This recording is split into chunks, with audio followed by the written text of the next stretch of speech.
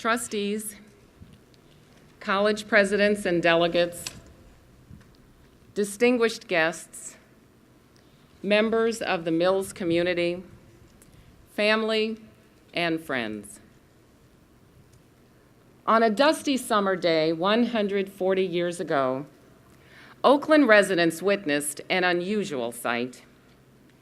Through the streets came a procession of young women carrying furniture, luggage, and other worldly possessions in kind of an impromptu parade.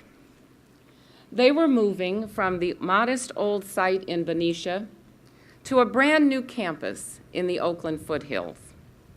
A student named Luella Clay Carson, who would become our 5th president, described the scene this way.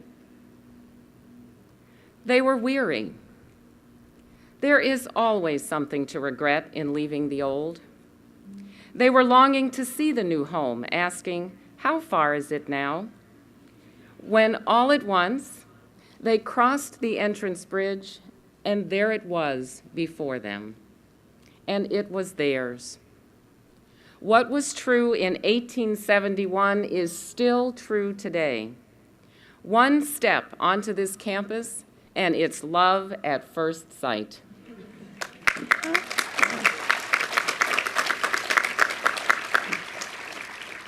When that class of Mills women arrived here for the first time, these 135 acres became not just their college, but their home. Since then, Mills has been home to thousands of America's brightest students. Today, it becomes my home as well, and I am honored to be here.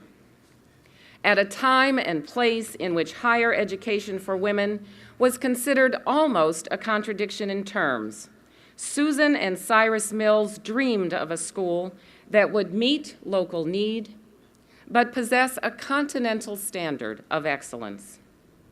The groves of trees that tower over us today were saplings then, but as they took root, matured, and blossomed across the years and generations, so too did this institution. Thanks to the dedication and persistence of our founders and all of those supporters who have nurtured and invested in their legacy, Mills now stands among the world's finest liberal arts colleges.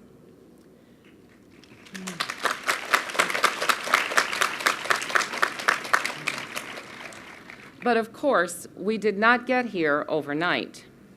As we look back through the years, we see visionaries in the 1850s seeking access to higher education for women a full century before many other colleges did the same.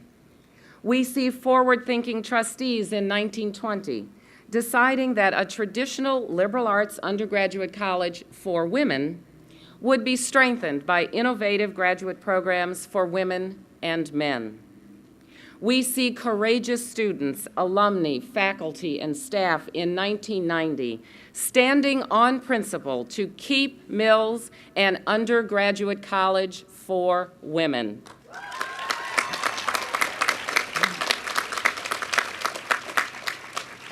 From 1852 until today, we see an endless line of graduates wearing their class colors of purple, red, green, or blue, marching to accept their diplomas before setting out to make the world more. I may be a newcomer, but it's impossible to step foot on campus without realizing that this is a very special place, a place from which a graduate can become a choreographer, a CEO, a member of Congress, or even a public address announcer for Major League Baseball. A place where a chemistry student can find love of art, an art student can find beauty in the sciences, and all students are encouraged to reach beyond their comfort zones and expand their horizons. a place that deeply values, as one of my colleagues so eloquently put it, a culture of the raised hand. I can think of no greater privilege than to lend what energies and talents I may have to honoring this tradition of excellence. Now, as always, this tradition defines us, but it must not confine us. In the words of Harriet Beecher Stowe, the past, the present, and the future are really one. They are today. So what is Mills College today? First and foremost, Mills is a place of academic excellence. This bears repeating. There is nothing more important to the future of Mills than ensuring that the students who choose to study here receive the highest quality education that we can possibly provide. The terms tradition and innovation are not often paired, but here at Mills, our community values, balances, and insists upon both. We see this across all academic divisions. In the fine arts, our renowned faculty has created a haven for experimentalism across artistic genres. In the natural sciences, housed in our first LEED-certified green building, our graduates have gone on to revolutionize their fields. In letters, our nationally recognized poets, authors, and scholars inspire students to create the most contemporary of works. In the social sciences, we explore human behavior across time, cultures, and nations, and ask tough questions about history, justice, and equality. And in our schools of education and business, we prepare thoughtful, ethical leaders who are committed to making a positive social impact. To our outstanding faculty across all disciplines, I will be a president who supports your work. You will be partners and trusted advisors in my administration. And I will strive to ensure that you have the tools you need to continue providing Mills students with the tools they need to flourish in a complex world. In recent months, it has become trendy to talk about a college education in terms of return on investment.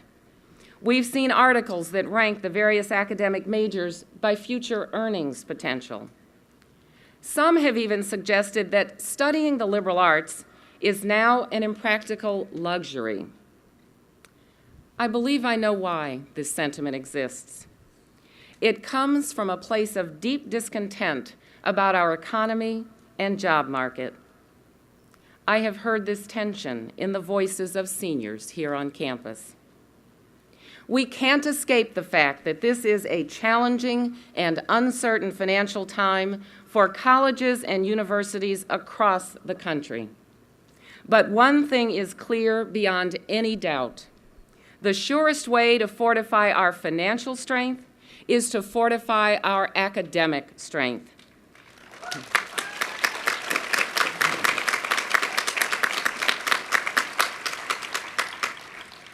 We cannot and will not solve short-term financial challenges by sacrificing our long-term academic standing. Coming from the business world, I have interviewed and hired a few employees over the years. And so I can tell you with some credibility that in the quote-unquote real world, you can teach someone how to do a job, but you cannot teach them how to think critically.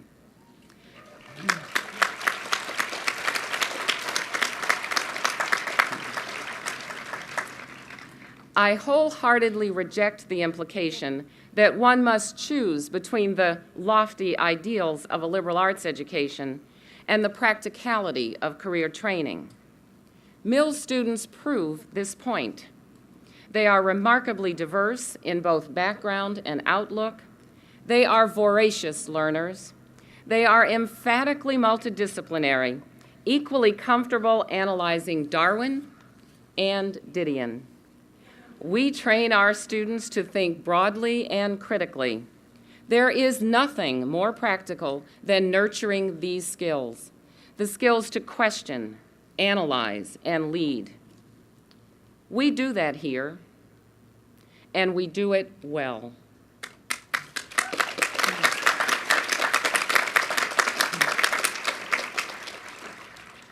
Of course, Mills is not just a leading liberal arts college. We are a leading liberal arts college for undergraduate women. At the time of President Holmgren's inauguration 2 decades ago, there were more than 300 women's colleges across America. Today, there are fewer than 60. So in a real sense, we are an endangered species. Now, some will argue that the state of gender equity in America has been transformed since Mills and other women's institutions opened their doors.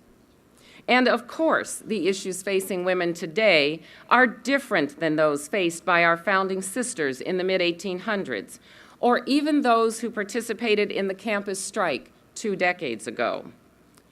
Yes, we have made substantial progress. Yet today, in 2011, women comprise just 17% of Congress and only 2.4% of Fortune 500 CEOs. Clearly, we have a long way to go. And as long as these cultural and economic disparities exist, women's colleges must continue to exist.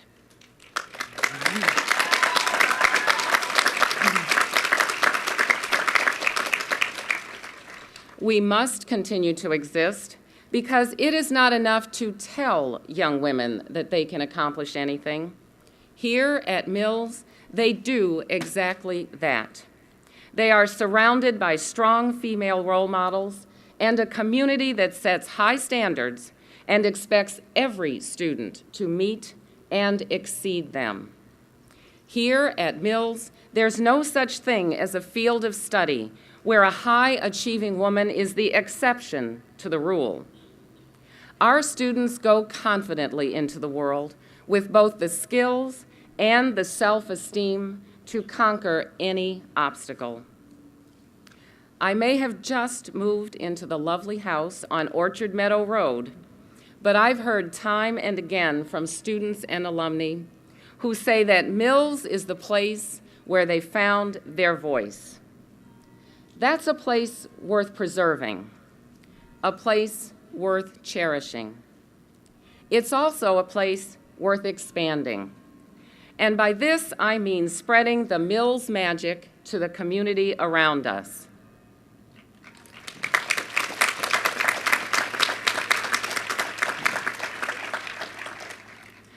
I first gained a sense of community from my maternal grandmother.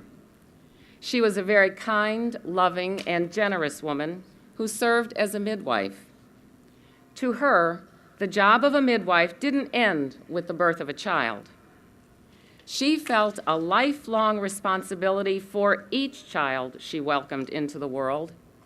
She didn't just raise our family, she raised an entire community. I believe we all have a responsibility to do the same. Many of our students are already deeply engaged as good neighbors and socially responsible citizens, from our student athletes who paint schools, to our graduate students who teach at community centers, to those who find time to volunteer independently. In the years ahead, I would like for us to go even further, to do even more. This is what we stand for. This is who we are. We are impatient in the face of injustice. We believe that the obligation of a Mills graduate is not just to analyze or assess the world, but to remake it. In the end, the time that each student spends on this campus is remarkably brief.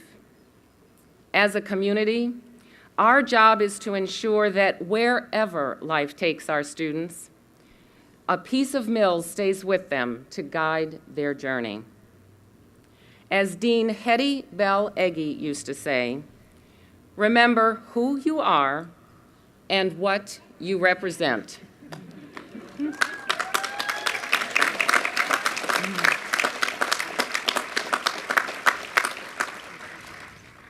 I will always remember that I represent you.